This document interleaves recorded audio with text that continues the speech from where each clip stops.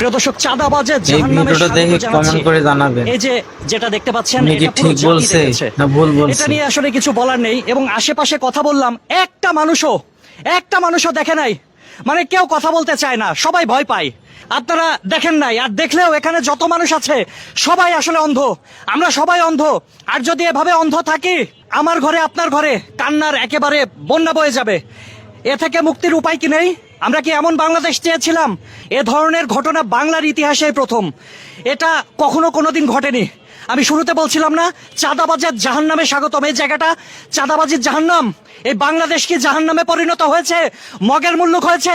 মানে চাঁদা দেন ভাই, চাঁদা দেন, আর আপনি দিয়ে দিবেন। মানে আমাদের হাত নাই, আমাদের প্রতিবাদ করার ভাষা নাই, এগুলা কি? আজ থেকে বাংলার যে প্রান্তে আনাচে কানাচে জনগণ যদি সোচ্চার হতো, তাহলে এ ধরনের ঘটনা ঘটতো না।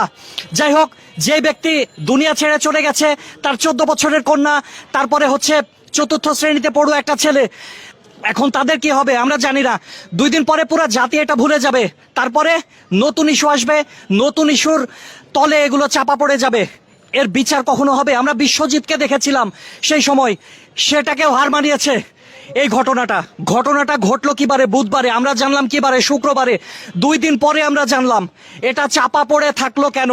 ফেসবুকে ভাইরাল হলো, তারপরে মানুষ এটা নিয়ে সোচ্চার হলো। তার আগ পর্যন্ত কেউ সোচ্চার হয়নি। আশেপাশে অসংখ্য মানুষের সাথে কথা বলেছি, কেউ দেখে নাই।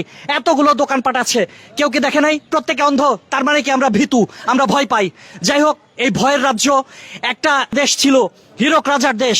সেই হীরক রাজার দেশ থেকে আমরা এখন চাঁদাবাজির রাজার দেশে রূপান্তর হয়েছি। যাই হোক, এতগুলো মানুষ এভাবে যদি চলতে থাকে, তাহলে আরো একটা গণ অভ্যুত্থান মনে হয় হবে। আমরা জানি না কি হবে। বিচার চাই। কার কাছে চান বিচার? সরকার কাছে। সরকার কি আদৌ বিচার করবে বলে মনে হয়? বলতে পারি না, এটা হলো হ্যাঁ ব্যক্তিগত বিষয়। আপনার কি মনে হয়? বিচার এটা তো চাই, সবাই বিচার চায়। সবাই বিচার চায়, আপনিও বিচার চান। বিচার চাই।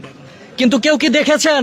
আশেপাশে ছিলেন, এখানে যে একটা দেহ পড়েছিল, কেউ দেখেছেন? ওই যে দেহটা পড়েছিল, এরকম কেউ ছিল যে আমি দেহটা দেখেছি, এরকম কেউ আছেন?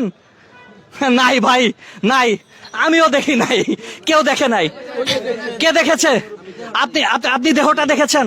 আমি লাস্টে যাওয়ার সময় মাল নিয়ে যাই, আমি চকে থেকে মাল নিয়ে দোকান বিক্রি করি। তো আমি যাওয়ার সময় আমার মাথায় বড় বোঝা, তো আমি দূর থেকে দেখেছি যে এমনি 4 পা ছড়ায়া, ছোট শর্ট প্যান্ট পরা শুয়ে রয়েছে ছড়ায়া। তো এখানে সবাই ঘেরো দেওয়া, পুলিশ আসলো সামনে, 3-4 জন পুলিশ আসলো। এরা দেখছে, এরা সামনে ধরা করেছে, আর মানুষগুলো অনেকগুলো জড়া রয়েছে। এটাই আমি দেখছি। তারপর আমি বোঝা কয়, আপনি বোঝা নিয়ে চাপতেছেন কেন? আমি বোঝা নিয়ে চলে গেছি সাইড দিয়ে। এতটুকুই আমি দেখছি। প্রিয় দর্শক, আসলে ঘটনার সময় আমরা যে ভিডিওটা দেখেছিলাম, এ পাশ থেকে ভিডিওটা এসেছিল এবং এ পাশের মানুষ সবাই অবগত ছিল। কেউ আসলে এটা দেখি নাই বলছে, কেননা ভয়ে বলছে। এই ভয়ের রাজ্য যদি চলতে থাকে, তাহলে তারা চাঁদা দিয়ে ব্যবসা করবে, বা যাই হোক, যেভাবে হোক সেভাবে চলবে। কিন্তু কোনো ধরনের আসলে ঝামেলায় কেউ জড়াতে চায় না। এ হচ্ছে অবস্থা। এবং এই পাথরটা আসলে বাংলাদেশের একটা দৃষ্টান্ত হয়ে রইবে। এটা আসলে কোনোভাবেই কাম্য নয়। যেভাবে আসলে ঘটনাটা ঘটানো হয়েছে, এই সেই জায়গায় আসলে একজন বাবাকে, একজন ভাঙাড়ি ব্যবসায়ীকে শেষ করে দেয়া হলো। খুবই দুঃখজনক। সবাই ভালো থাকবেন। আসসালামু আলাইকুম।